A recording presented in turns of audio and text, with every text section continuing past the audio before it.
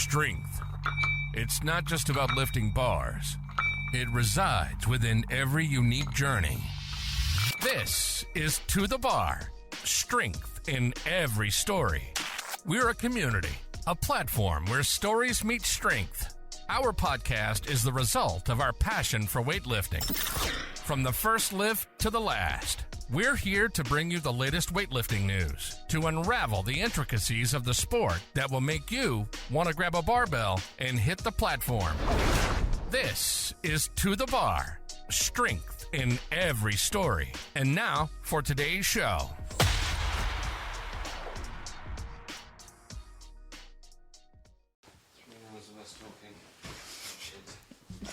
You're not allowed to talk shit. Right then. Welcome to the bar. Thank you very much. Okay. Welcome to the bar. Thank you very much. New location. Yeah. Take two. Undisclosed location. Undisclosed. Take two. Yeah. So we've got a lot of things to get through this time. We're going to be talking about all sorts of stuff. But we'll start off with a look back and the fallout of the Worlds, I guess. Yep. What were your highlights? So we're talking about your highlights. My highlights, yeah. So we're not going to sit down and go through the lifts, just because everyone's done that. And you've seen enough of hook grips and weightlifting houses stuff. So I think just very briefly for me, I think it was quite interesting. I think the so one of the ones looking for was the 89 group, because of course that transfers into the Olympic category, and then also for me the 81s. So that was quite interesting in that, you know, there's a big fallout about the whole thing of the amount of lifters that turned up and then didn't actually lift, or were lifting in the different groups, the C's or the D groups. And that I think not many people really peaked. So it was quite interesting. Yeah. So I think for the 81s in the A group, I think it was something like 60% of the lifts were failed in that one group. So quite interesting. You know, there weren't as many. I guess everyone expects records to fall every single time, which probably isn't possible. But it's quite interesting to see that amount of lifts were failed, considering the standard. But failed as in missed, or failed as in red lights? Both. Yeah, a bit of both. So plenty of our old favourites of missing forwards, failing forwards, which is always lose it backwards. Yeah. So, taught me well. Exactly. So I mean, it was an interesting comp. I think as we sort of touched on that, obviously the big thing that's going around on social media at the moment is why were so many people, so many lifters, did they just turn up and weigh in and not actually lift? I mean, it's a difficult one, isn't it? Because obviously to qualify for the Olympics, the IWF have mandated that the lifters have to take part in, I can't remember off the top of my head now, I think 6 or 5 out of 7. Okay. It's 5 out of 7 competitions across the year up until April. So it is difficult for them to peak or to take part in every one of those. I mean, it wouldn't be viable, really, would it? If you think about the training cycle, for them to peak for every comp. Yeah. So what's the? I mean, they built a rod for their own back, really, for that, haven't they? So if you enforce that they have to turn up for 6 events within that qualification period, then, as you say, you're not going to get everyone that's going to be lifting, and people are going to naturally be pissed off because all their favourite lifters aren't, just rocking up for a weigh-in and then going home. And again, I was thinking about this earlier, that if there was loads of money in weightlifting, I guess that wouldn't be a problem. But the fact that, all these different nations are having to transport their lifters, house them, get them to turn up just for a show, for a weigh-in. I mean, it's a waste of money. They can't afford to do that. It is difficult, but then I can sort of see why the IWF are doing it, in order to try and guarantee a position with the IOC, so with the Olympic Committee, because obviously by forcing your athletes to take part in 5 out of 7 across a year, say, they have to be available then for drug testing. They have to be available to weigh in. And it's not ideal. But when you think about the athletes travelling and getting to places. I mean, as far as I understand, the host nation for competitions like Worlds, that's right, do contribute. So I remember looking at the athlete pack for the Worlds, and each athlete did need to pay, I think it was something like $180 or something like that for the accommodation. But obviously it's a reduced rate, and I think they do have to pay for their own travel. It is a lot of money, but I can sort of see why the IWF are doing it if they're trying to safeguard the sport's longevity in terms of doping. If there was less doping, then they wouldn't have to drag the athletes all over the world 5 times a year. yeah. And I think that obviously meeting the IOC's demands. Yeah. Demands. Held up at gunpoint. Yeah, literally. You will do this. Yeah. We need to do that so that we're in their good books, really. Yeah, it was fascinating to me, though, how many chose not to peak for Worlds. Because I remember in the run-up, I kept saying to you how excited I was, because I expected it to be really, I don't know, exciting. Yeah. Yeah. You And know, I'm not saying it wasn't, but it wasn't quite what I had built it up to be. yeah, it was a weird one, really, wasn't it? Because the excitement came from the results overall, from all the groups, as in the categories, Yeah. rather than it being waiting for just the A group. Yeah, Normally yeah. you would typically just see the medalists coming through on the A groups, Yeah. occasionally from the B, but not really that often from the C or the D group. So it's quite weird that you had to, wait for had to all spread, the groups yeah. to sort of complete, really. Yeah, it's interesting. Yeah. I mean, there's quite a lot of athletes as well that withdrew for injury. I mean, you think about Emily Campbell and Toma, she didn't compete because she was injured. That's right, isn't it? Yeah, Carlos is still probably coming back as well. A couple of the Chinese lifters. Yeah. Can't remember the guy's name. The guy who snatched with the straps. Yes. Yeah. Just turned up in the weigh-in room, the warm-up room. Yeah, he should have just rocked up with his own blocks and just done his own tricks. But then, didn't. I think he's still struggling with squatting, isn't he? So he was. I think he just did his snatching and then just buggered off. But from memory, I think he was in the C group and snatched with straps and would have got the gold. Would have got the gold. Yeah. Yeah, that was fascinating. Nice to be able to do that. Yeah. But no, interesting comp. And, one of the things that has also come out from that is that they're looking at how the comps are run. It was a long competition. It went on for ages, and especially with all the different groups. So many groups.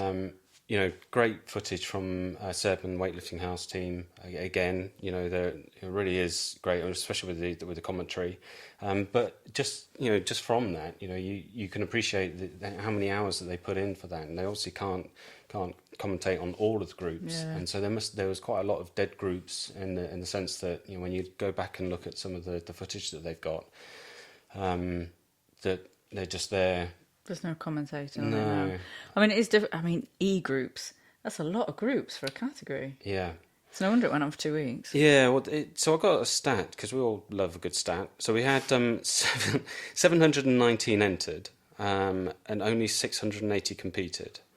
And by competed, are we meaning they took to the platform, or...? Yes. Yeah. So that's not including the dropouts, as in turning up and just weighing in. So interesting numbers, but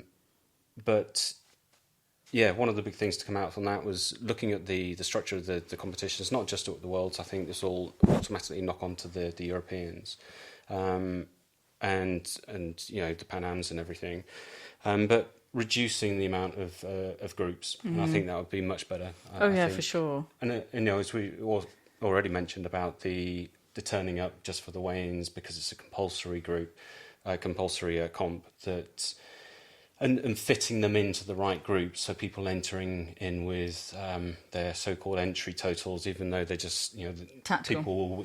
Tactical people were winning from different groups, it might actually force them to enter the more realistic entry total. Yeah, how would you do that though? Make the entry total higher, or if you're thinking about trying to reduce the groups?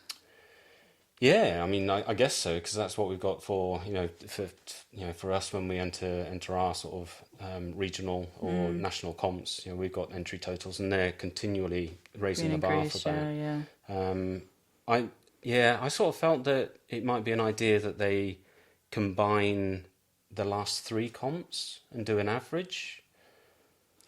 Yeah, I mean, I suppose it depends on what comp they're using as qualifiers, right? Because you could still be tactical.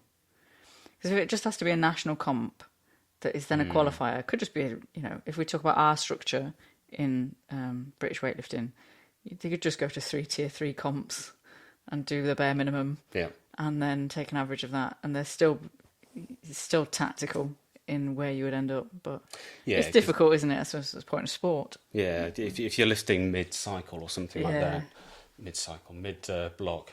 They probably are lifting mid-cycle. Which we'll come on to later.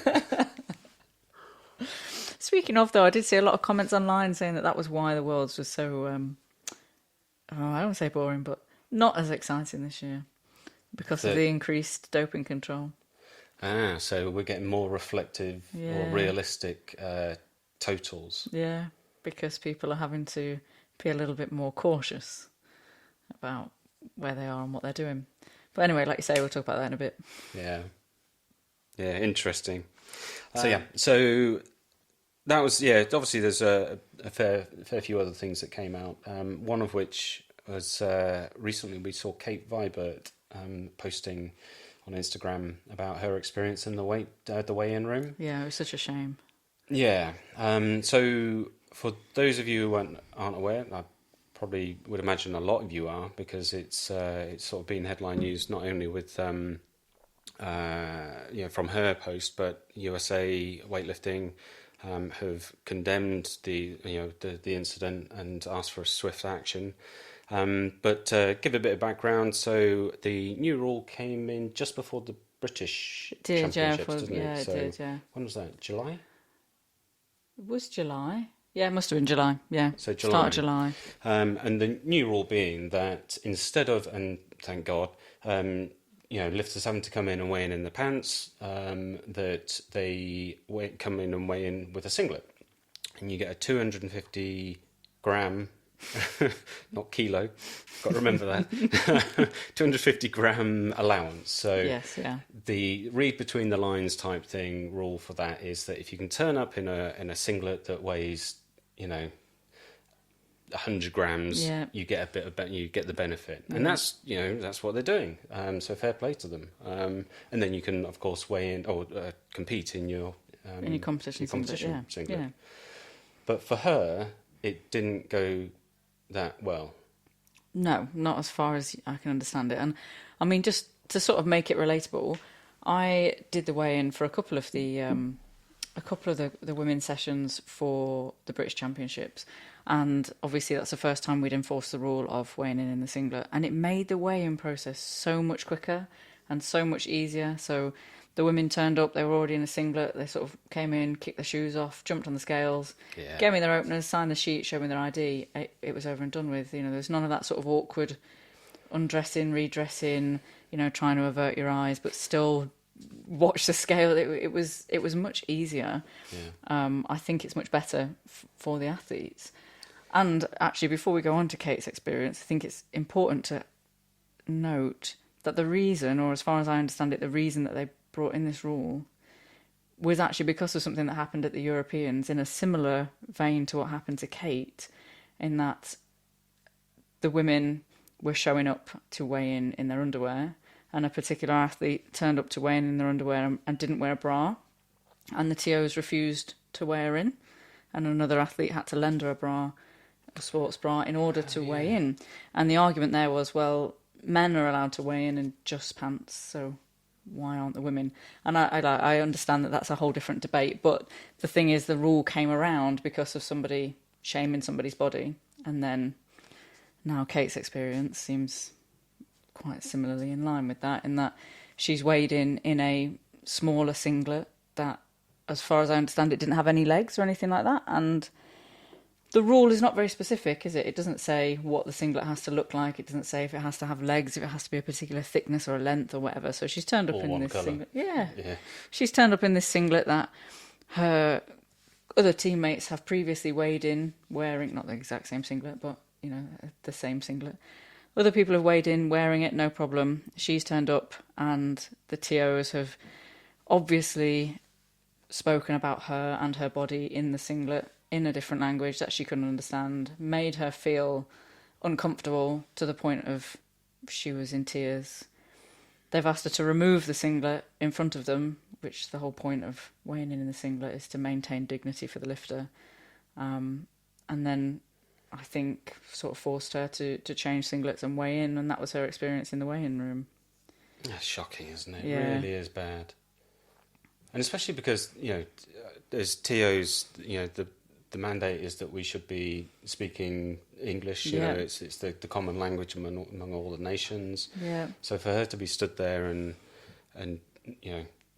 not knowing what's going on. Yeah, but knowing that you're being spoken talked about. Yeah. It's must have made it really uncomfortable for her, and we can only hope that something positive happens from that. But it really bothers me because I sort of think, as a TO, you're there for the athlete. We're supposed to be there to make things easier for the athlete, and because we love the weightlifting. So the idea that Kate's left that weighing room and then had to go on to compete and to try and do her best at something like Worlds, where she's trying to qualify or, do her absolute best at a sport that she loves. The idea that you would volunteer, because we don't get paid, you volunteer your time to be a bit of a dick. It doesn't vibe with what I think a TO is there for. It's a power trip, isn't it? Yeah. For that level, and it's weird. I mean, considering that there would be two TOs there, if either of them didn't know, and needed to check, they could have quite happily said, right, well, weigh in.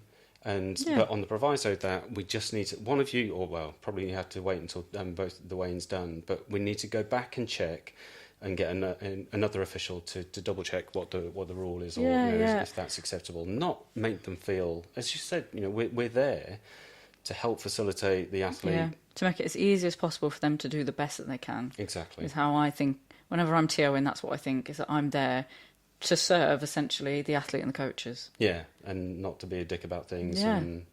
I don't know what happens, because I can't imagine that you volunteer to be a TO the first time because you want a power trip. So something... Anyway, it's just a random rant that I could go on for a long time. But it bothers me. It does bother me. Yeah, it's a real shame. And as you say, we try and all the rules are there in place to try and level the playing field, aren't they? Yeah. Whether it be tape around the end of the thumbs, that seems like a stupid rule, but we apply it across the board. Everyone has the same rule applied against them, and it makes it fair. Yeah. Yeah. I mean, it's hard. It's hard when you say things like, "Oh, I'm there to serve the athletes," and then you have to go and say, "Oh, your belt's too big," or "I'm really sorry, but can you take that tape off?" But when I do that, I look at it and I think, well, I'm just making sure that I'm not putting another lifter at a disadvantage. So you're still there to serve. It might feel like you're penalising one particular athlete, but you have to enforce the rules. It's when you use those rules punitively, so like how it sounds like these particular TOs have done, in the sense that there was something that they didn't like, and so they've adapted what is vague in the sense that the rule isn't very specific to suit their own agenda. And that I think that's difficult to process. So I can't imagine what it was like for Kate. Really uncomfortable. You can well imagine. Okay, so Continuity break. continue. How are we supposed to make this look seamless when you just turn up in different clothes? I'm just wearing exactly the same clothes. Don't you talk about? Yeah. Interesting thing about Kate Vibert. So interesting thing about Kate Vibert there. So, well, really, really hope that something positive comes out of that, because I don't understand how that went on. The next thing, so from the strategy plan that came out during the comp, because they had the meeting. The executive board meeting, the IWF executive board meeting over in Riyadh. Yeah, where our CEO, British weightlifting, Matt Curtin, was there. Mm-hmm. So great to have BWL represented and our voice heard, of course. But one of the things that had come out from that, of course, we were expecting sweeping changes, and we all thought that something dramatic was going to happen with the rules and the press out, which we'll talk about in a minute. And I'll read this because it is quite interesting. So one of the things to come out was that athletes need to be humanised at competitions in a way that enhances the status and improves the viewing experience for spectators and broadcast audiences. So the athlete introductions will get a makeover, while those and also the technical officials will be reviewed, which we'll touch on in a minute. Now, I do have a bit of a problem with this whole humanising athletes. We don't want them to be human, no. Superhuman. Not in that way. Yeah, it should be robot. Yes, don't. Yeah, absolutely roided up. No, it's more that this whole thing of the introductions will get a makeover, and I can sort of see or understand what they're trying to do. So at the moment, competitions you have, and the intro bit is just it makes me laugh. So when they do the intros of the athletes, they all rock off and they go back and do their warm-ups. Yeah. And then you have the introduction of all the TOs, which get rid of. Oh, for sure. I do not want to be... Nobody cares. Yeah. And especially when there's so many bloody TOs there as well. The doctors, representatives of whatever. It's too much. It's just... I dislike it even at BWL level when Ed says, and your centre ref is, and I have to do that stupid wave. I hate that. So I can't imagine being an international ref and having to stand in your suit on a stage in a stupid scarf. And it's, again, we go back to this power trip thing. So I've been at the European Masters, and so there's a certain order as well you have to get presented in. Oh, yeah. There's so much hoo-ha about it all. And a senior IWF TO kicking off because he wasn't at the front of the queue. Oh, it's just so pathetic. It's just bizarre. I sort of feel like technical officials should be seen and not heard. It's sort of like blend in business, which is why I don't really... It's not that I don't get the suit, but I don't know. I just think there's looking professional and there's being there to support the running of the competition, and then there's trying to be like... Do you know what? Yeah, exactly that. Yeah. I don't want to be introduced. Thanks, neighbours. I don't want to be introduced. I certainly don't want to be in a particular order based on what I'm doing in that session, because I don't think it matters. No, I'm not there for anybody to know who I am. Yeah. So ditch that bit. Happy for that. Yeah, get rid. However, so my beef is with this whole introduction of the athletes, and so the way I'm sort of visioning it is the whole, you know, like the swimming, the athletics, where they're introduced one at a time, flag waving, fireworks going off. Yeah. I mean, are we not trying to streamline the comp a bit more and make it... Well, I sort of read that as two separate... This is the problem with this strategy plan, isn't it? It's because it's sort of few and far between in terms of details. So it depends how you interpret it. Because I'm looking at that sentence and I'm seeing it as two separate things. So athletes will be humanised in competitions in a way that enhances their status and improves the viewing experience. So I'm reading that as... You know, when an athlete follows themselves and they've got 2 minutes, and, you know, when you're at home and you're streaming it, you've got Seb filling that time and telling you what this athlete lifted last time or how regularly they've made this lift, whether or not it's a comp PB. You've got him doing all of that for you. Doing his best to fill that space. Yeah, when you are actually a spectator, and that's sort of what we want, isn't it? We want to get people into these venues watching the weightlifting live, buying a ticket, putting money into the weightlifting. That's 2 minutes of dead space. And like, as a TO, I love it when people follow themselves because it gives me a minute and 30 to have a quick drink, you know, move around a little bit in the chair. I can close, like, blink. You know, it gives you a minute, particularly if you're in the ref's chair. If you're in the marshal's chair, not so much. It's a busy 2 minutes, but... At least you can reach for a bottle and not worry about it too much. So I'm sort of seeing that as, we got 2 minutes, and do you know when they put up... sort of like in the tennis when they tell you how fast the ball's gone, or when they put up about the athlete up on the screen, like at the British when we had the big screen. And I know they didn't show information about the athlete, but they replayed the lifts and they showed you the lifts from the different angles because they had the media guys connected to the screens. I thought that was great. That was awesome. That was a really great way of demonstrating what weightlifting could be like. Yeah. So I sort of read it like that, and like the athlete introductions were separate to this humanising, because I agree, if you bring each one out and introduce them and their PBs and their life history, I'm not interested. Yeah. Well, I am interested, but not right in that moment in time. No, it would be a bit of a waste, wouldn't it? You getting licked by She's licking my leg, yeah, because I'm ignoring her. Oh, bless her. Yeah, okay, so that makes a bit more sense. And I think the sort of the technical or the gadgety geek in me, I think they're maybe missing out. Maybe they're just, as you say, it's quite vague. But I would love to be able to see a bit more use of technology within lifting. I had a couple of years back now. There was a guy who came in and was doing a thesis on force production in weightlifting or in sport, and he obviously chose weightlifting, and he came in with force plates where he made us do static jumps and all sorts of stuff, and it was great. It's fantastic to sort of get that data. He sent it all back to me, and really interesting. Did bugger all with it. Obviously I favoured the right side because I'm right-handed, and I knew that I could do lots of different exercises to try and counterbalance it, but didn't.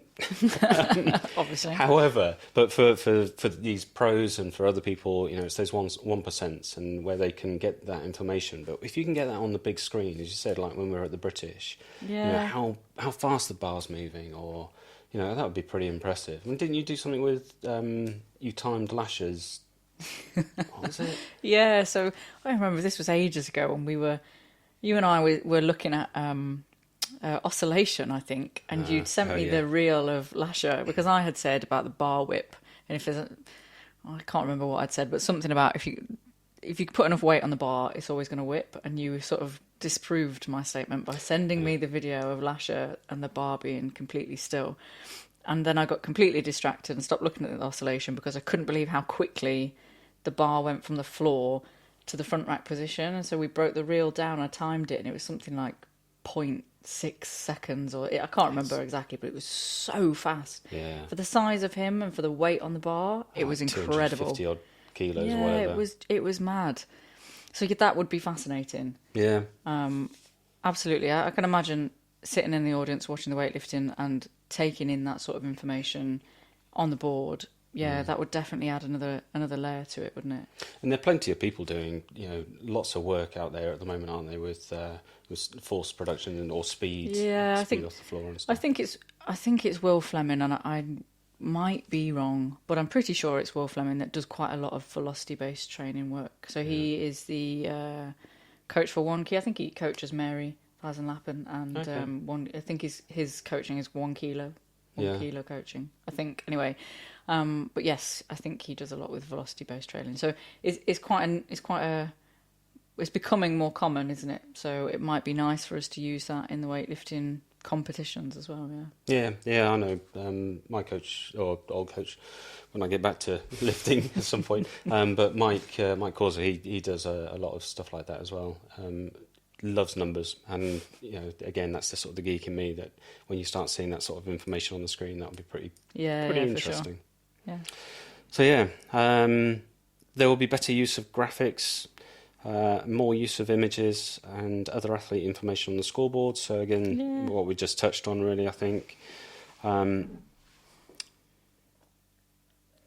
We can come on to the money part in a minute. Money. But and again, it's sort of touching on the athlete story. Again, sort of re-emphasising the fact that we're there for the athlete. We're there to celebrate, these amazing athletes that lift incredible weights over their head.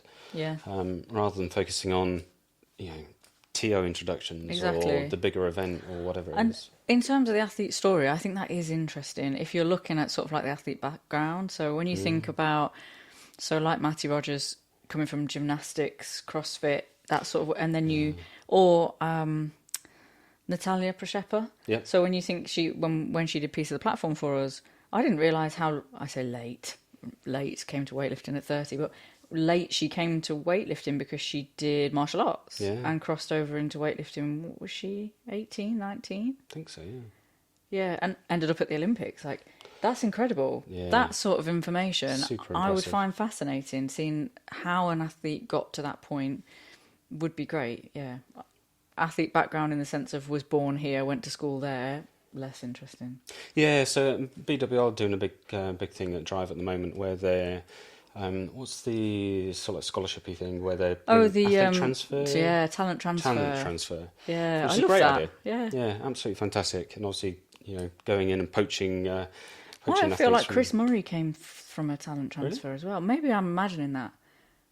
But I feel like he did. Don't know. Anyway, yeah. Impressive whatever he was doing beforehand. But yeah, and it always amazes me how quite a lot of gymnastics or gymnasts come through from the female side. Impressive. Mobility. Let's not talk about mobility. What mobility? What mobility? Yeah. So that's oh yes, and then of course the inevitable referees. So it was again sort of mentioned that there will be a referee reduction. Now, so we've got a lot of opinions on this. My opinion, and I think probably yours as well, is that yes, we could lose some TOs, but where is the question? And I think I'd like to separate the TOs to being like a front of house and back of house. Yep. So we'll classify the back of house as being technical controllers, marshals, timekeeper, I guess you could do. Yeah. Is that about it? And then the rest are pretty much front house. So the referees, the juries. Yeah. I was just trying to... Sorry, I got distracted because you said timekeeper and I was like, yeah, but you could combine timekeeper and speaker. And do we count speaker as back of house? Anyway, I'm going off on a tangent. Yes, hold Carry on. Yeah. Sorry. So, technical controller. Yep. I think you definitely need two. Yes. Yeah, 100%. You definitely need a technical controller. And marshals table, you definitely need two. Yeah, for sure. And I do believe that any reduction in those, you're going to be... it would be a detriment to the competition, that how quickly the changes or how quickly the competitions run. Yeah. And then we're all about getting the competitions running smoothly and effectively. The athlete experience, super duper wonderful. Yeah. Getting rid of any of those or reducing the numbers, I think you're just going to shoot yourself in the foot. Yeah, I agree. And I mean, we've both been marshal at a BWL comp and also been assistant marshal, technical controller. You end up, because BWL is so short with TOs, doing multiple roles quite regularly. And it's hard work. And that's at a national tier 2. It's rare at the tier. When you think about the British, we had most of those roles filled. And it was hard still when you only had one marshal. Yeah. So I can imagine at an international comp when it's so much busier and the coaches are so much more tactical with their changes. Yeah, you definitely need the two technical controllers, one at the back, one at the front of the platform, and two marshals. Yeah, so we had an incident actually at the British where we had one TC who was dealing with someone out or dealing with one of the coaches, but then another coach had gone around to the actual speaker to ask to get the platform swept as well, and it was like, yeah, and this is obviously the British, so having just the two there would have, and again that was the coach sort of trying to buy some time for the lifter. It wasn't that the platform needed sweeping, but straight away, any reduction, you're causing problems. Yeah, I would agree. Yeah. So four roles, as far as I'm concerned, they need to be done. Yep.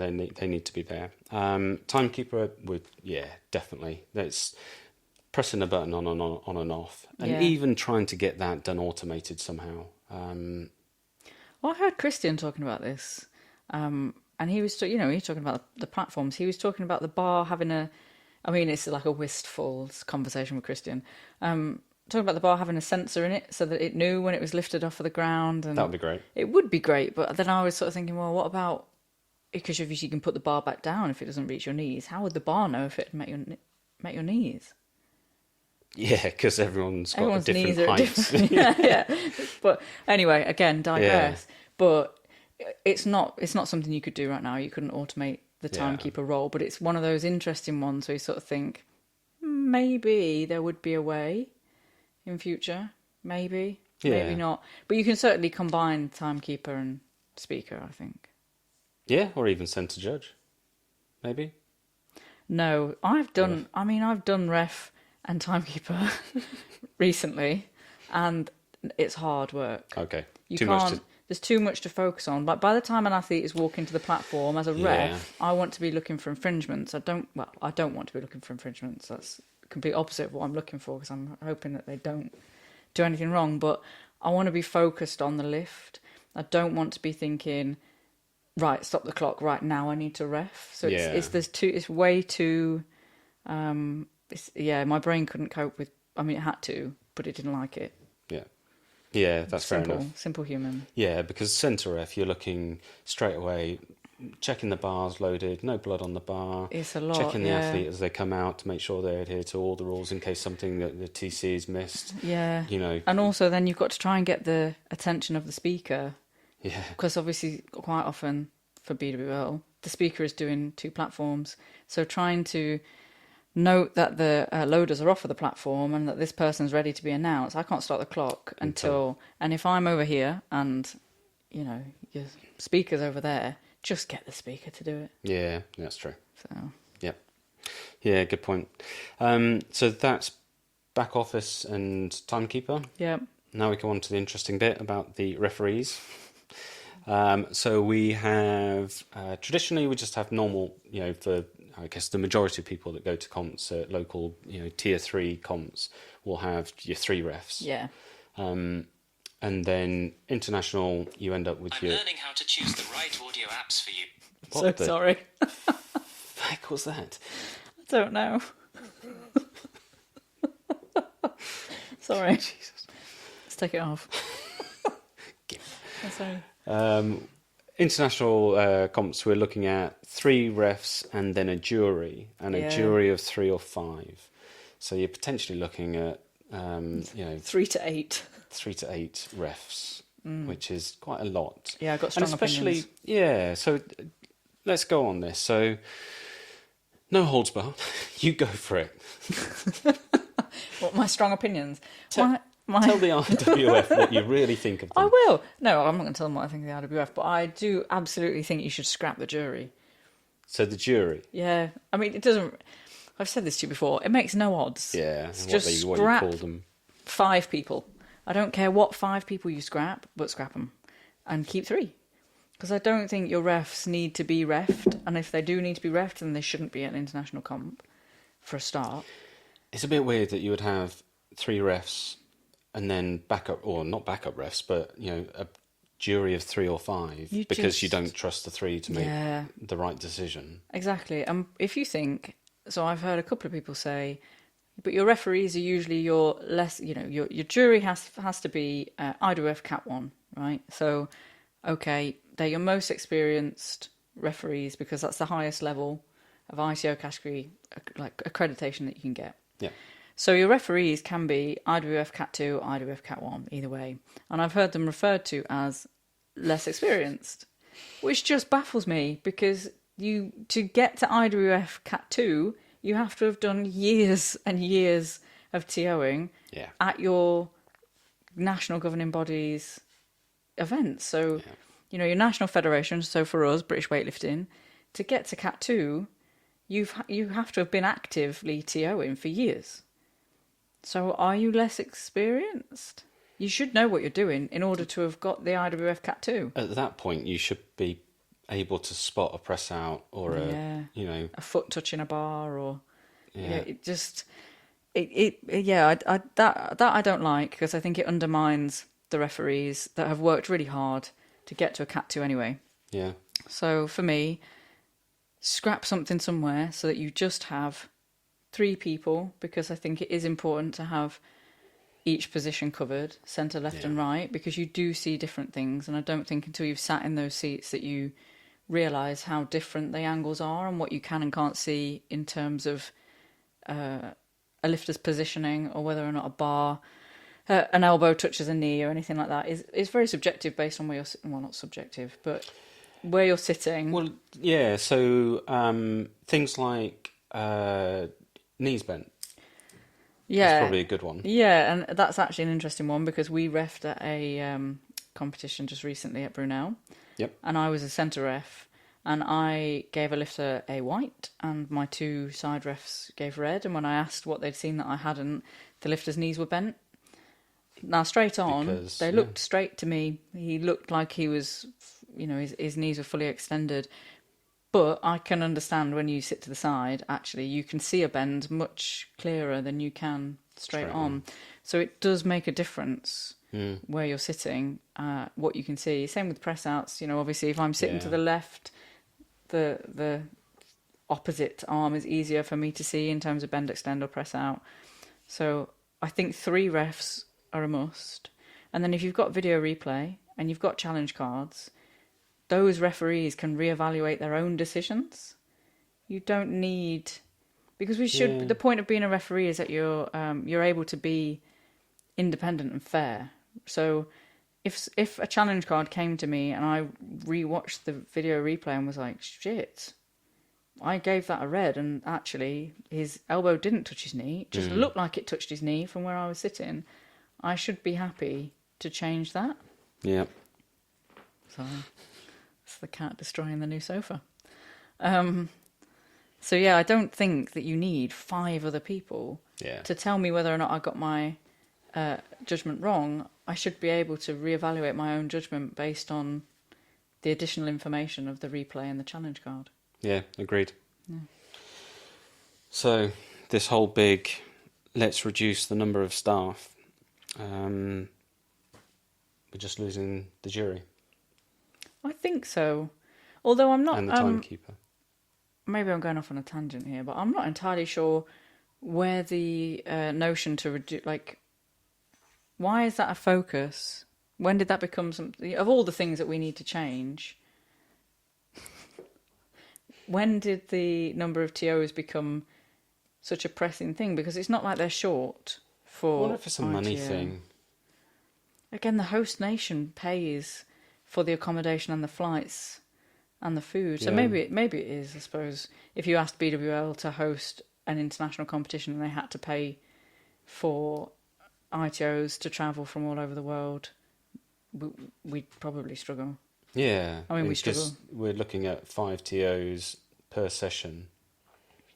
I mean, I know they get reused throughout the day anyway, so they wouldn't just be jury members. They could be refs, TCs, marshals. Yeah, but and so when you try and, because obviously they try and have representation from all the federations, or as many federations as put forward, ITOs. So actually, you might not be on all the sessions all day. So I suppose you're right in that it's the travel, accommodation, money. Okay, fair. I just hadn't thought about it, but yeah, that makes sense now. Yeah. Okay, so that, I think, brings us pretty much on to the rules. So the big one. More strong opinions. More strong opinions. Nice and easy. Fluffy talking about the press out rule. So there wasn't much mentioned about this whole where Antonio Urso, who, when was it? 5 months ago, 6 months ago, came out and said, shocked the world of weightlifting by just saying, if I had it my way, I would ditch the press out rule, and that, what did he say? Something along the lines of that it's used to encompass a lot of things, or it was used too frequently as an infringement thing, as a blame, basically. Yeah. Which I think is fair, actually. I don't think the rest of what he said is fair. Which was? Get rid of the press out. Yeah. I think that's questionable. I think he's right that... we've discussed it on the social media, on the Instagram, quite regularly. Bend extend is referred to as a press out. Yeah. and it's a bugbear of mine. Yeah, it's a different. I don't know that you have to get rid of the press out in order to stop people mislabeling bend extend. I think we probably just need to be clearer, or there's a change that we can make with the way that we commentate on the weightlifting, or some kind of education around what the rules are. I don't know, but I don't know that because people misunderstand you should remove a rule, because a lot of people misunderstand the offside rule, but we don't get rid of it. Yeah, good point. Yeah, and I'm very much of the opinion that, you know, you shouldn't be dumbing. And again, you know, if you look at the amount of times that people get done for press outs in the comp, it's a small minority. You know, we're not talking 80, 90% of the lifts. And if there was that amount of percentage, then you'd be looking at the rules and saying, we need to ditch this because this isn't, you know, it's impacting the sport. But when it's, I don't know, let's say 10 lifts out of, you know, what, 70 odd lifts, not even 10, you know, when you get them, when you actually look at them in a you know, one of the world champs that we just had. Yeah. It's a small majority. Yeah, agreed. And I think for us at national level, for me as a TO, there's sort of two different levels of press outs. There's the athletes that come out and they press out even on their opener, and you sort of know that they just, it's sad, but they just need to work on they're obviously stronger with their clean and they need to work on their jerks. Yeah. And then there's the athletes that come out and they have really snappy jerks, and then on their third they press it out because it's just that little bit too heavy, and the clean maybe took it out of them a little bit too much, or you know, and you know that they have the ability to go straight to lock because they've done it in their previous 2 attempts. So I think removing it sort of goes against the spirit of the sport, because then, you know, if you press out, then you need to go back to the gym and just work on your jerk. And that's coming from somebody that presses out. I press out a lot. My jerk is the weak. Well, actually, all of my lifting is weak, but my enough of the face. You're responsible for my programming, so yeah, I think this is your fault that I can't jerk. I just think work harder on it. If you're sitting at home saying, yeah, get rid of the press out, I would like to suggest that you go back to the gym and work on your own jerk. It does seem like it's a lot of armchair lifters, you know, these sort of hobbyist lifters like us who go out and just moan about it. But we moan about it because we want to keep that level, that high keep level. The standard, That standard. I'm under no illusion that I would never be at that. If I wanted to be at that standard, I'd have to be in the gym a lot. Like, my standard doesn't meet that level, but that doesn't mean that the rules should come down to meet me. That means that I have to up my game if that's where I want to be. Yeah, totally.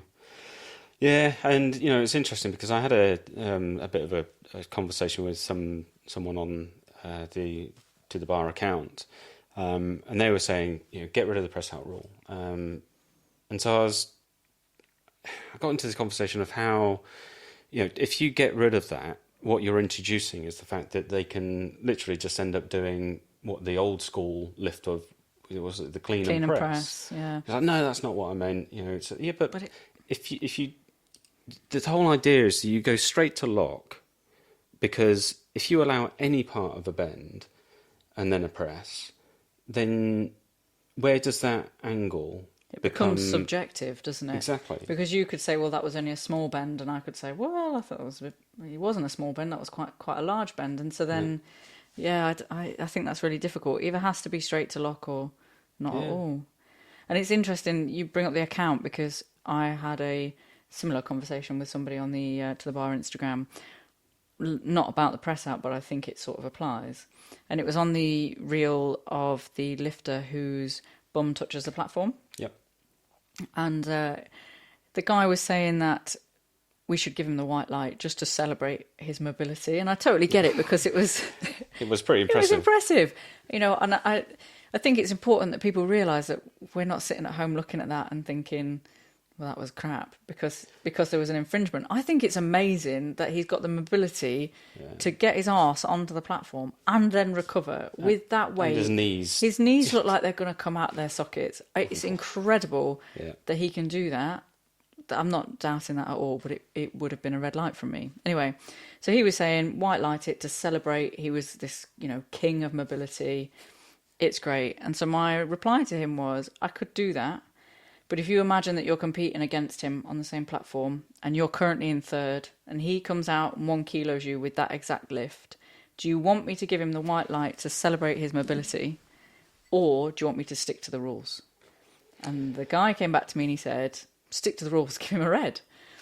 So in that sense, if you apply that to removing the press out, if you imagine that you've come out and you've clean and jerked 120, crisp, straight to lock, and then somebody comes out and it doesn't even have to be in a podium position, does it? But somebody comes out with 121 and they clean and press, would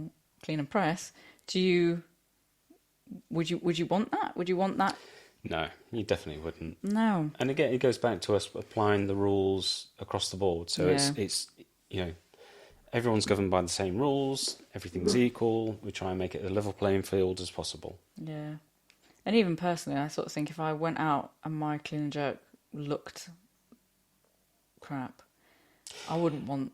Well, I've seen it. And Enough. I listen to all the hobbyist lifters out there. It's poker face, and you all know it. You've got to because sometimes we might miss it as refs and TOs. And so, when your coach tells you to do the poker face, and to I just couldn't do it. You're referring to no. my third lift at the Southern. Lift as a exaggeration. Shut up.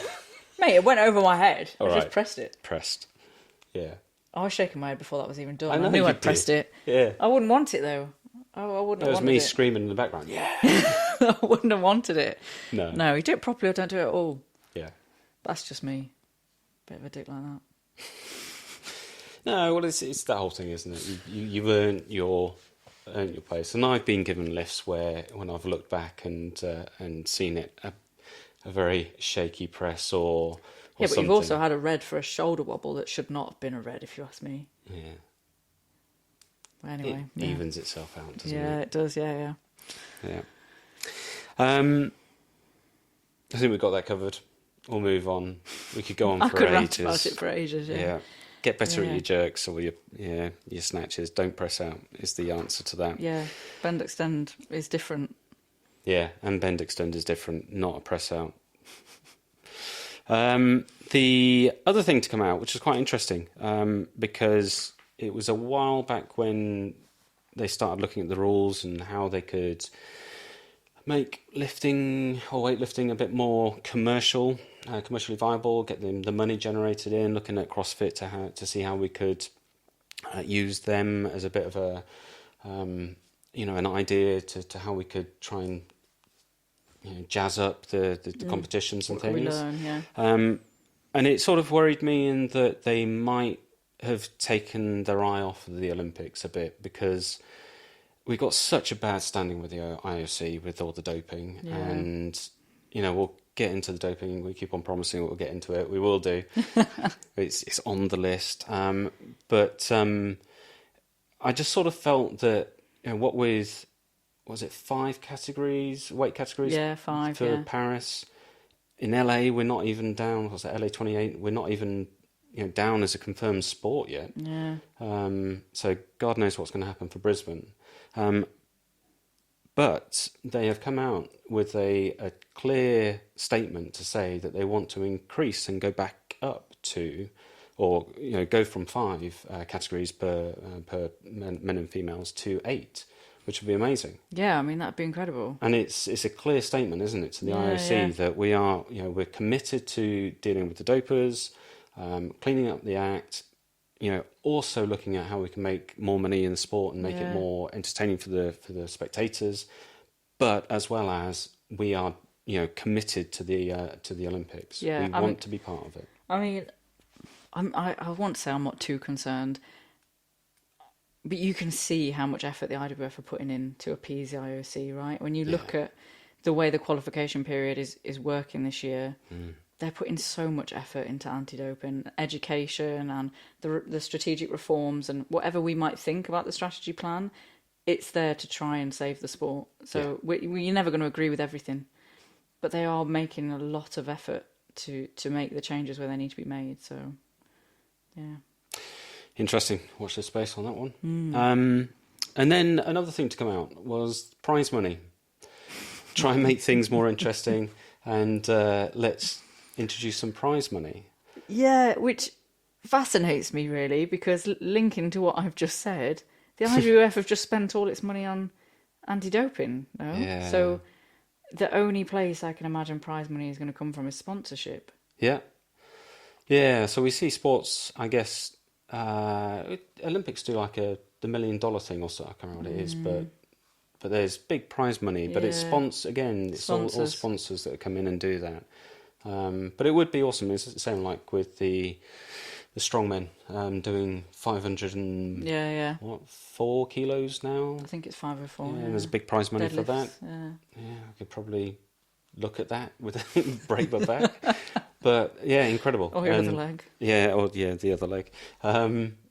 It would be interesting. I'd love to see, whoever it would be, Toma hitting a world record. Sparks, fireworks, you know. Kellogg's Rice Krispie Squares comes along and gives her a grand. You never know. Yeah, Crystal Maze, the whole... Just stand still with your flush arms of flush of money. Get as much. I mean, it would be entertaining. Singlet. Yeah. Yeah. Yeah, I like that idea. I like the idea of making it more... I say making it more commercial. We've just been to Lift Me Up. Yeah. Down it's in... an amazing comp. I can't remember where it was. It was a while away. And I want to say Devon, but it's not Devon. Yeah. Is it Devon? Yeah. I'm weird, geographically challenged. Saint something. It was by the sea. Near Saint. Oh. We went past Stonehenge. Yeah. It's in that direction. Yeah. Anyway, it was Emily Muscat's comp, and she had loads of sponsors there. It was great, wasn't it? You had SBD, Alico, Rain, Lumi. There was a backpack place, I can't remember. Yeah. All in aid of motor neurons disease. So excellent charity that Emily obviously supports. Yep. So check it out. Well, the Just Giving link is still in the Instagram bio, so please donate. If you wanted to have a little crack at that. And it was a fix because so many people entered the raffle for the Alico bar, and who won it? Listen, I have had a very difficult month. I feel like that was a reward for surviving. I'll take an Alico bar. It means, no offence, Bulldog, but I can finally get rid of that bloody Bulldog bar. Yeah. Pandemic purchase. Bulldog bar. Anyway, sorry, we digress. But there was Mark, the speaker. The speaker. Yeah. He's the speaker for USA weightlifting as well. Like he's great. He? Yeah, and he has he's awesome. Has a podcast that has women in weightlifting, just in case anybody fancies listening to it. It's really good. But so he was go on. I've lost my train of thought. So his at the start of the comp, he came out and as MC and said, I will donate £20 to the charity, the MND charity, for each PR. Yeah. And for each new lifter who went 6 for 6. Yeah. And we just looked at him as like, shit. Yeah. And there's a lot of good lifters there. Yeah. Well, I mean, it was probably one of the first comps I've ever been to where not a single lifter bombed. Yeah. Every lifter got a total. Wow. Yeah, that's pretty impressive. Yeah, it was really good, yeah. But when you think about sort of Lift Me Up and bringing it back to the sponsorship money, Emily had arranged for the 3 podium people for each group to get prizes, didn't she? So you had like the Lumi Ice Bath, and all the sponsors had donated an item or, some money or a voucher. Yep. And it did, I mean, it made it feel more commercial, but it made it feel... like a competition, and this is a tier 3. This isn't, so a charity tier 3. At that level, and so and I mean pushing that forward to a international comp. There's no reason why there couldn't be a car on a prize. Or exactly. And when you think about, so we're going to TO at WIT, I don't know, at some point this month. Yeah, a couple of weekends time. A couple of weekends time, and we did their summer 'cause this is autumn open, right? So Yes. summer. Well, anyway, we did the last open, and that's really commercial in the sense that Aaron's smiling because it's too loud for him.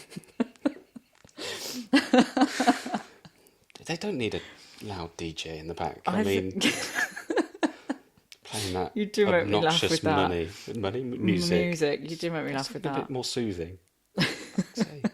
So one of the well, I think that's one of the big differences with that comp though, is that it's more commercial. Is that Yeah. and it's not. I think for that one with Wit is that it sells out in minutes. It does, doesn't it? Yeah, it's really popular, and every athlete gets an athlete pack. And if I think about, I don't know what they're doing this time, but summer, everybody got an Alico drawstring bag, and Alico straps, and something from Virus socks Yeah. maybe, and stickers and pens, and what are those drinks? Tenzing. Oh yeah. Tenzing drinks, Yeah. and the Better than that Nocco shit. Sorry. Nocco are never going to sponsor us now. Nocco's awesome. Yeah, I drink Nocco every day. Actually, no, I'm with Greg Everett. Diet Coke. Diet Coke, Diet Coke. there's Diet Coke in the fridge for you. But yes, so it does make a difference, I think, to the athlete experience, but also to the feel of the comp. It just feels... Yeah, and they go through a lot. It's not, all the lifters out there know, when you go through your blocks of training, you peak either in the training at your local gym, but every now and then you get to compete and show your stuff on the platform. And so to be able to do that and get a bit of a slap on the back with a goodie bag, Yeah, and makes it... I know you're going to hate it, but I don't know if it might be the music or something about the Wits comp that just feels different in the sense that it feels quicker.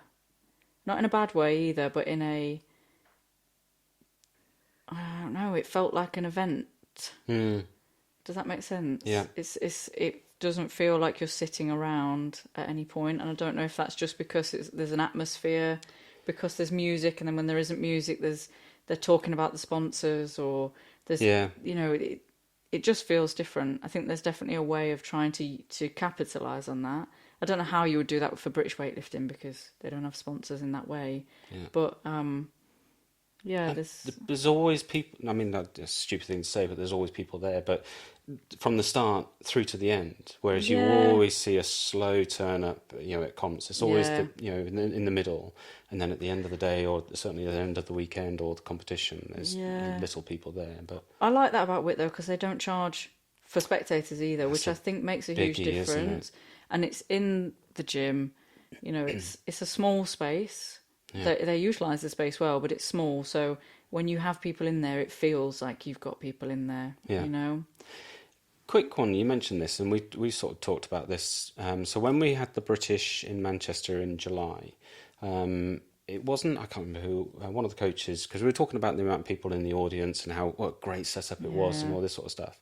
It wasn't until one of the coaches said, because I was saying, good turnout. He said, yeah, but he said, you've got to wonder how much money they actually generate through ticket sales.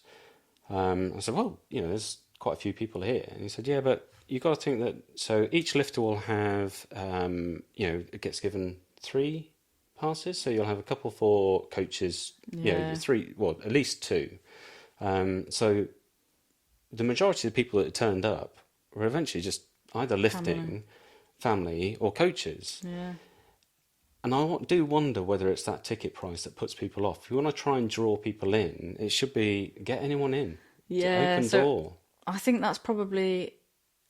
If BWL had asked for feedback on the British, that's probably the only bit of feedback I'd have given them, because it was great. There was very little about that comp that I thought needed to change, apart from the fact that the venue was central Manchester. Pretty much, yeah. Yeah. I mean, I'm not very good with geography, but it was a pretty good venue. So if there was more advertising and no ticket prices, and I know they need to make money because, their funding isn't great compared to other sports, I feel like there must be a better way for us to make money off of spectators than charging for the tickets to spectate, because actually, so when I think about the English Championship that's going to be in the Birmingham XL in December, I'm really excited about that because it's in FitFest, which is sort of like we've got the Indoor British Rowing Championships, we're going to have the English weightlifting championships, and then they've got some kind of CrossFit crap going on as well. So anyway, to me, then you're more likely to get people that are actually there for the other stuff to just come and have a little gander at the weightlifting, and then they might look at it and do what I did a couple of years ago and go, ooh, that's pretty cool, and get dragged in like so many of us do. And we're sort of missing that opportunity to pull people in by not, nobody who's never watched a weightlifting before is going to pay 15 quid for a ticket to watch the weightlifting. Yeah, what's the incentive? Yeah, but if you said, come on in, the weightlifting's free, but, buy a pint, or I don't know. So there's got to be something that we could do there. Yeah. In that sense. Yeah. Very true. You're sitting in exactly the same position for continuity. Shut up. Tell me to shut up. So we've just been talking about prize money. Prize money, yeah. Yep. And before we go on, there was something else I wanted to sort of quickly touch on. We're talking about the whole strategic plan and how things are changing, how we're hoping to introduce new funky things to try and get the sport more... Change it up. Yeah. And so the EWF Cup Olympia in 2023, which is in Athens, I believe. Yep, and EWF being the European Weightlifting Federation, yeah. Yeah. Now, so this is really interesting because obviously we've got some of the British out there at the moment. Yeah. Aaron's out there. Yeah. I've seen. Dave Sawyer's out there coaching, isn't he? Yeah. Yeah. Lovely guy. Yeah, he's great. Yeah, great. But the interesting thing that I saw from there was that it's not a traditional platform from the images that we've seen so far, and I'm really keen to understand how they've done this comp, because I've shown you a couple of pictures. Yeah. And what we can work out is that there's three platforms essentially, but pretty much next to each other. So there's one in the middle. Yep. And then two either side. Further back, almost like a triangle, yeah? Yeah. Kind of? Yeah. Yeah. And then what we can work out is only one judge or ref per station. Yeah. And whether they're all doing, there's three that they all ref each lift, or they just actually concentrate on their own platform. I'm not too sure. I mean, the angles were a bit weird if they're reffing, if all three are reffing all three platforms. Do you see what I mean? Because it's like a triangle, this one here, your centre ref, your left ref would be in the centre ref position for that one, and then this one over here, what are they judging? Like the back of his ankle? That seems odd to me. So I can only imagine that it's one ref per platform. It must be. And I mean, it looks, from the reel, the photos that we've seen, it looks great in the sense of it's outdoors. It looks kind of like what I would expect at a fair. Do you know when we saw BWL doing that bloody EMOM, the clean EMOM at, what was that at? There was another one at like an XL centre, wasn't it? Yeah, it was like a FitFest thing. And they got, I think Emily Campbell did it as well, didn't she? And I saw Alicia, who used to work for BWL and now works for Optimum Nutrition. She'd taken part as well. Yeah. It looked like that kind of event, almost like making weightlifting accessible, making it fun. Yeah. It didn't look like an EWF comp. No, not the traditional comp that you would imagine it to be. It was more of a celebration of lifting type thing. Yeah. Yeah, which is great when you think that it's at the the birthplace of the Olympics, and it looked interesting. I just want more information, which is pretty much how I feel about a lot of what's going on at the IWF at the minute. Yeah. Interesting, but tell me more. Yeah, let's have some clear... Yeah, which is maybe why we want to try and get Matt on to interview him, because he might tell me more. Yeah. Yeah, so that's... It spiked the interest. So we'll be quite keen to see what happened and what and maybe we'll try and get in touch with Aaron and Dave maybe and see what they thought of it as well. Yeah. So interesting to see what comes out of that. Yeah, for sure. Yeah. Again, it's all about money. Yeah, it's always about Show money. me the isn't it? money. Yeah. Yeah, unfortunately, it is all about the money, and at the minute, the IWF is spending all their money on anti-doping. The big anti-doping thing. Yeah. So shall we Yeah. delve into it? Yeah. Go on then. Go on then. I mean, you handily wrote the article for the website, for our To The Bar website, on SARMS. Yep. To go with the article around the Georgian lifter and the impact of him potentially being sanctioned for SARMS on the Olympics and whether or not we would see Lasher there. And so you did a lot of the research around SARMS in order to write that article, and although I did skim read it to upload it, all that bloody time and effort I spent. Yeah, you spent it for other people to read it. I skim read it. I read it to make sure that it made sense and that the full stops were in the right place. But I didn't take a lot of it in, to be honest, because SARMS are... Yeah, they're a difficult one. And working in children's mental health, I think I tend to try and stay away from SARMS because all I really see of them is the negative impacts on kids, particularly young boys, in the gym. So it's a bit of a depressing subject. Yeah. So obviously you touched on the background as to why I ended up sort of looking at it. And I guess the caveat, of course, is that I'm not a doctor. You know, anything I say, go and fact check it. It's important that people do, because the people that I hope are going to be taking the most from this are probably the people that are either taking it or thinking about taking it. And they are the people that need to go out really and do a bit more research on it. So I can give you a bit of an idea. But it all stemmed from the idea that, so Azanidze is the coach for Lasher and the Georgian team. His son was popped for anti-doping, and specifically for SARMS. And it was a question of, are we going to actually see, or could we potentially see Georgia and Lasher be banned from the Olympics, and we potentially not see him lifting, which we're guessing it's going to be a swan song, really, as a lifter. One, isn't it? Yeah.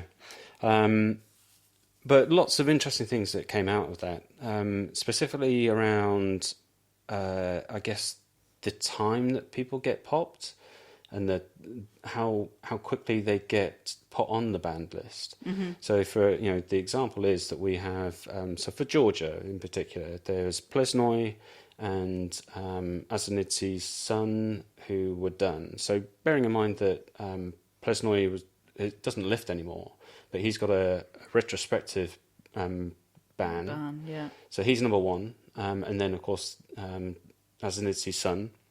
So that's number two, and the official line is from the IOC, and then it's filtered down for IWF, is that any nation with 3 confirmed bans, the nation gets banned. From the Olympics. From the Olympics. Which is then a bit of pressure on Lasher there, really, isn't it? Because one more from Georgia could potentially see him not able to compete. Yeah, exactly. But of course, the problem is that they're slow to react, and I don't understand this. So they've obviously done the retrospective ban for Plesnoy, which was, I think they picked that up earlier this year, but he's still not on the ITA, who's the International Testing Agency, still not down as a confirmed. In fact, he's not even on the list.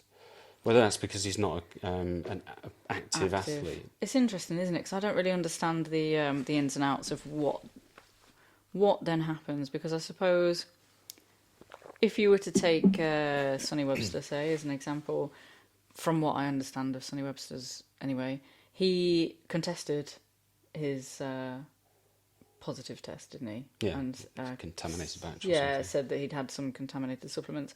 And so I wonder if that's part of that delay, if in the background the athletes have contested that result. Because then from the reading that I did on Sonny Webster, I think he had to self-fund lots of testing and lots of essentially evidencing that his supplements or whatever it was he was claiming were contaminated, which in the end didn't matter anyway, because it was still his own responsibility to check what he was putting in his body. And essentially, if you're buying supplements from an unregistered or unmonitored place, anyway, I've gone off on a tangent. So I'm just wondering if that's maybe part of the delay. Yeah, could well be. And the follow on from that, of course, is that Ethnicity Son is also only down as a provisional ban. Yeah, fascinating. So, we're sort of stuck in this sort of catch-22 process situation where we're trying to be proactive, catch them, prove to the IOC that we're getting rid of dopers in sport, and yet, I don't know, it just takes a long time to prove that they're doping, whereas the positive tests should just be enough, I guess. Yeah, well, I would have thought so. Or the positive test gets you on the banned list, and if you want to contest it, you can test it from the banned list, right? Yeah. But yeah, it's difficult, isn't it? Because I mean, before we go into the SARMS thing, you were saying about hoping that the people who maybe take the most away from this conversation are people who are either already taking SARMS or are potentially considering it. And I think it's one of those things where I just wanted to not say no judgment, but in looking at the SARMS, and we went to a comp recently in a gym, and SARMS were literally being advertised on a electronic billboard in the gym with a mobile number and a website where you could go and buy them. And we've recently found them for sale on a pretty well-known protein powder, etc. supplement site. They're super easy to get to, and the generic tagline is that they're less dangerous. So when we say you might be considering taking SARMS, it's not, in my mind, I'm sort of just imagining quite a lot of people might be tempted by that idea of it's something that you could take that's going to improve your weightlifting but with minimal side effects. So I think it's just scary how easily accessible they are. Yeah, and it's a bit of an eye-opener because the official line is that so it's not been approved. These aren't drugs that have been passed by the FDA and are actually in medical science at the moment being used in hospitals. And so it's massively worrying that, as you said, when we were looking at this just a minute ago, that on this website that you could actually buy it. I was just shocked. Yeah. It's not, and there's no caveats to it. It's one of the pages is actually telling you how to use the different types together. Yeah. And I'm just amazed. And you can see how kids get access to it then. Yeah. These sort of 15, 16-year-old kids in the gym. Yeah. It's really not that difficult for them to get hold of. Yeah. And, for people out there, that are considering it or using it, it's banned. This is on the banned list. And the stats here, or the information here are, so since 2003, so SARMS has not been mentioned once on the banned list as a drug for people being popped. And then since the last lift of the Tokyo Olympics, which was August 21, 37 adverse findings of athletes have been found, and of that 37, 13 were for SARMS. Wow. Yeah. So they are pretty popular then. Yeah, definitely. And they're only going to get more popular and more out there. And now that testing's involved, we're going to see more people being popped for it. I sort of lost my train of thought there. You're going to ask me what SARMS are. Okay, yeah, we'll do. Yeah. You don't have to. No, well, I was trying. What I wanted to ask was why are we only just seeing them now? But you'd sort of the reason I stumbled is because you'd already answered it. So I was going to ask, and then I was like, but that's a fucking stupid question because he's just answered it, and then I lost my train of thought. So I will just start again. So yeah, I mean, it's pretty interesting that I mean that's a big percentage of 37, really. Yep.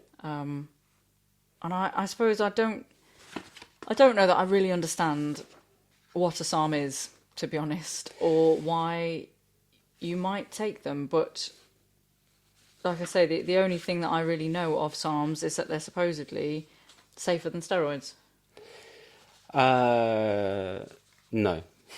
is the short, sharp answer to that. They're not. And to give you a quick overview, I guess, I'll try and explain bits and pieces of it. So there are five classes of sort of steroid hormones, and I'll read these out because they're very helpfully named impossibly to pronounce.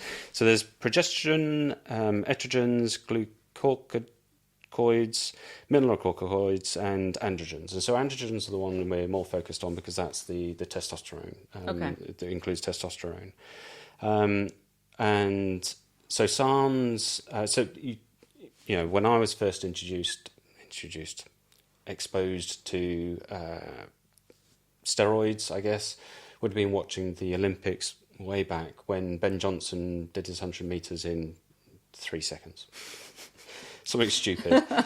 And everyone was like, there's something dodgy about that. Yeah. And then pretty swiftly, 2 days later, he was, had his medal taken off him. Yeah. And so that was my exposure to it and thinking, well, right, okay, well, it's obviously dodgy. You shouldn't take it, otherwise you get banned. Yeah. And so never really thought anything of it again. Then slowly, as rugby, get into the gym, got interested in, when I saw people like Arnold Schwarzenegger, like Ronnie Coleman. Yeah. What was it? That lightweight baby. Just how the hell do they get that big so quickly? And it's like, surely just a couple of bicep curls. Just a dumbbell. Popeye. Yeah. And it, you then start to get a bit more exposure into, oh, right, okay, this is what they're doing. Again, it's dodgy. You then start hearing about the side effects, the early deaths within bodybuilding, terrible, tragic losses of some amazing athletes. Yeah. I will give props to bodybuilding though, in the sense that they don't hide it.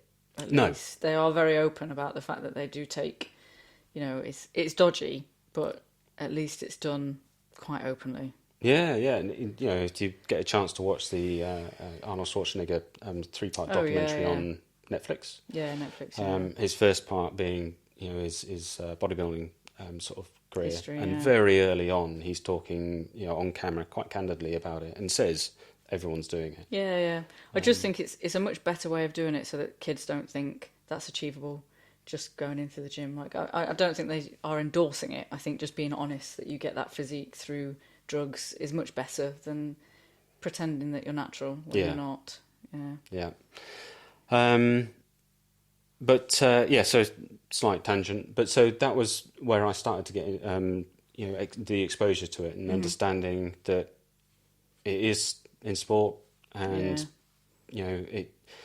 As much as I'd like to bury my head in the sand and think that no one else is out there doing it, unfortunately, people are always looking for, just that extra to beat and to get onto that podium, which is a real shame. But SARMS isn't a new thing. So obviously testosterone, we sort of touched on with the anabolic steroids, testosterone, and how the athletes have started to or used to take those, and they use them in cycles. One of the reasons why it's so popular and why they use testosterone is because if you think back to biology days and kids, when a boy goes through his puberty, testosterone levels are flying high, bone growth, density, fat distribution, your muscle mass, the body's growing, and naturally the body produces enough testosterone to help that growth spurt. And if you think about it like a cake, you've got the ingredients for the body to produce a healthy body as it goes through its puberty and develop through life. Now, what science went around and did, of course, was to where there was deficiencies. So you have things like testosterone replacement therapy. Yeah. So where your body isn't producing enough, then this is where the testosterone replacement therapy came in, and you would actually supplement, that loss or that. That makes sense. Yeah. But of course, the athletes started to pick up on that, thinking, well, if they can supplement that, then I can also increase. But just like a cake, the more you put in, if you start doubling up on parts of the recipe, you're going to have adverse effects at the other end. Outcome. Okay. And so the side effects within testosterone, anabolic steroids, you have things like liver damage, heart disease. You think of what it's doing. So as we said, that testosterone it does a whole host of other things, and so doubling up on your natural body's production of that does the same thing. So it's not just going to increase your muscle mass. No. Yeah. Okay. No. That makes sense. Yeah, and that's why you end up seeing all these adverse effects. So what's the difference then between steroids and SARMs? Right. So because SARMs effectively sort of came around about in the 50s. They started to look at how it's been around for quite a while, and again, still not clinically proven to be the FDA, the American drug agency, have not approved any use of SARMs out in the world. So they started to look at the adverse effects of taking too much testosterone. Mm-hmm. So all these side effects that we do see, and they quickly realised that they could target the androgen receptor that would be specific enough to be able to target the muscle growth. So instead of it just being the mood swing libido, so mood swings, hair loss, weight gain, liver damage or other bone density, all these other sort of attributes that testosterone does, they can specifically target part of the androgen receptor that would just deal with the muscle mass growth. Okay, so it's just more specific. Yeah. Okay, Pretty much. Makes sense. But so do you still get this, if it's more specific, do you still get the side effects?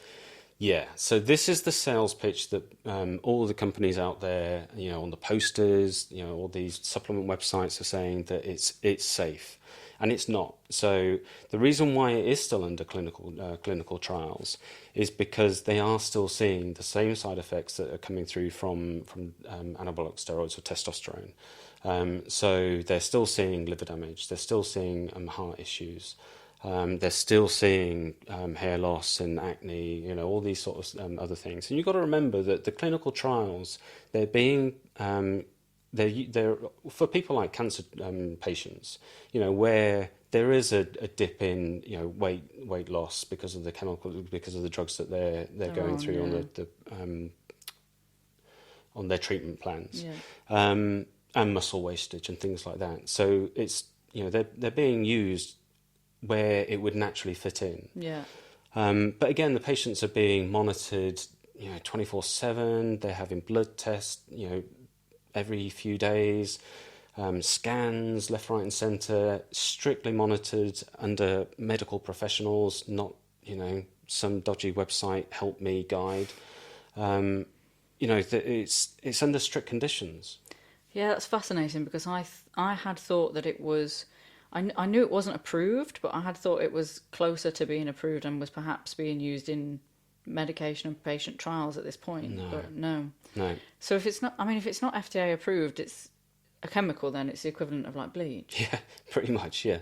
Yeah. Oh, it's mad to think that people are putting that in their bodies. Yeah, and the tagline is that what we thought was that you could, and I guess this is more on the major company end, the bigger corporation times of people that are actually making this stuff and selling it on these websites, and you can actually buy them subversively through other means, but you don't necessarily have to have any other proof other than you're going to use it for trials. That's it. There's no. You don't need to provide a doctor's note as to why you need it, and which is why we're seeing it on these websites now, where you can just buy it like CLA or creatine or protein powder, and it's just like it just blows my mind. Yeah, blows my mind. And the sales pitch is that it's safe. You don't need to worry about cycling on and off. Have this mix, do this, and it's wrong. It's scary, isn't it? Yeah. Well, I mean, at least now I say at least now it's more prevalent. It's less that it's more prevalent, but at least now it's being monitored more in the sense that we are testing for it. So, sort of like at the British, when they had the UCADA were there, weren't they? Yep. And quite a lot of athletes were being tested there. So it's not something that's going to fly under the radar for long. And No. if we were to link that back to what we were talking about earlier, it is possibly why less of the athletes are peaking now, is because SARMs weren't traditionally tested for and might have been something that were easier to abuse and are now perhaps a little bit less accessible. So it might be that we see less SARM abuse. I'm hoping so. And at the end of the day, it's that cat and mouse, isn't it? Everything, we're always trying to catch up with the dopers, whether it be, what's the recent one that's just been done? And it's on the ban list now. Tramadol. Tramadol. Yeah. I mean, I don't know why that's how people are using that as a... I don't know well, I'm going to presume it's like many other things in the fact that it's just age recovery, because it's a painkiller, isn't it? Yeah. But, I mean, it's a prescription. Anyway, we'll get into that. Yeah.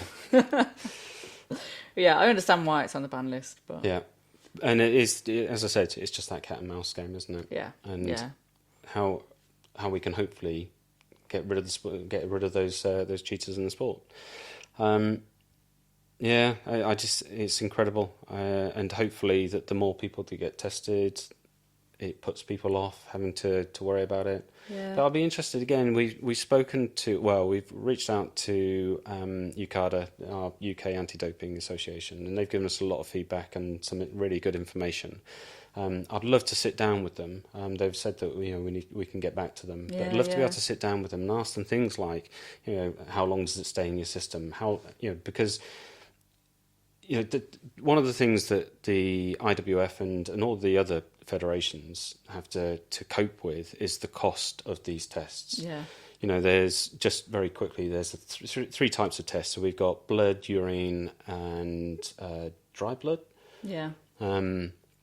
And for BWL, it's urine and blood samples. And we're keen to understand how, is it, like a tick list of things that, I'll test for SARMS, test for, Coke. Yeah, test how do they choose what to test for? Yeah. But obviously it comes down from the ITA and is basically said, these are the things that you must test for. Yeah. So this is the weightlifting package, regardless of whatever, it has to include all of these banned substances. And so they have to pay for it. Yeah. This is it, done and dusted. Yeah. And for, whatever percentage of the people that got tested, that's a massive amount of money coming out of the budget. Yeah, and blood tests are expensive. Like, urine dip tests are expensive, but not as expensive as a blood test. Yeah. It's fascinating, though, where you just mentioned there about testing for Coke. It just reminded me of last year's English? Maybe it was last year's English Championships, where there was a masters athlete that got caught for SARMS, but there was also a Scottish lifter who was caught with cocaine in her system. Yep. And it makes me wonder if they just put all the narcotics on there, what they must do. But surely cocaine is not helping you to lift. Well, you laugh, but there are stories of, in the olden days, that they would be doing coke in the background to go out and... I think if you had a line of coke before you touched a barbell, maybe. But if she's had a line of coke at the weekend, I'm thinking that's negatively impacting the way she lifts the next day. But anyway, I've gone off on a tangent. It just reminded me. It just made me think. I remember thinking at the time when I saw the article, A, what is the masters lifter doing with the SARMs, and B, what is she doing taking a line of coke and then going to... Anyway. Incredible, isn't it? It did make me laugh. Yeah. But yeah, so they must just include... Well, they must include quite a lot of stuff. I would love to know how many things they test for. Yeah. There's got to be loads. I mean, good on them, but it's got to cost a fortune. Yeah. You have to take a pint of blood to do all those tests. Christ. No thanks. But yeah, so very interesting. And again, I think that whole doping chat, there's so much still to come out from it. I think over the next 12 months till Paris, I think it'll be interesting to see who does get popped, or whether, as we said with the Worlds, that one of the reasons why these records aren't falling and people have, it's just that change. I mean, it's a good change, isn't it? Makes it more realistic, I suppose. Less exciting, but more realistic. I'm looking forward to Paris. Yeah, it's going to be great. Yeah, so it's thank you for talking me through that, because it's a lot. Yes, and again, it's for people out there that they should go out and check, Google it. You know, I think it's crazy. It is crazy, but I mean, when I'm thinking about that, I'm thinking about young lifters coming into the sport, and just how I think about back when I was that age and how impressionable I would have been. And if you had said to me, if there was a billboard with a mobile number that said, take this and all that work you're doing in the gym is going to be so much easier, I would have believed that. Yeah. And I think, masters lifter getting caught for SARMS, I think, what the fuck are you doing? Get on Google. You know, you should know better. But when I think about some of these lifters coming through that have got incredible talent anyway, it's just a shame, because they're essentially being groomed by billboards, aren't they? It's easily done when you log in on to buy some protein powder, and under the supplements tab it says, stack these, no side effects, better than steroids, not illegal. Why wouldn't you buy that as a kid? Yeah. So it's hard. It's hard to sit here and be judgmental in that sense of just don't do it. I obviously don't think any of them should do it, but I think there just needs to be better regulations in the way it's marketed. Adults, absolutely, we should all know bloody better, but the younger lifters, it just worries me that it's so easy for them to get to, and the marketing is targeted at them, really. Yeah, indeed. Yeah. Anyway, thank you for that. No worries. Well, I think that's all. That's probably enough. I think we've probably droned on for a while now. Yeah. We'll let you have a break. Until next time. But so the next time will be our own piece of the platforms. Yeah, God. We probably should have done that before now, because they were hard questions to answer, and we've gone off and asked like 30 people to do it. Yeah, I know. I feel quite bad. Yeah. But yeah. Interesting answers. Yeah. So, yeah. All right, well, till next time. Cheers. Thank Bye. you very much. You've been listening to the Bar, strength in every story. Thanks so much for listening. We're so happy to have you as a member of our community. We have a passion for weightlifting, but we also have an insatiable curiosity about everyone's story. We hope you've enjoyed the show. If you did, make sure to like, rate, and review. And we'll be back soon. But in the meantime, find us on Instagram at _2_thebar. And be sure to hit the website at 2-thebar.com. See you next time on To The Bar. And remember, there's strength in every story.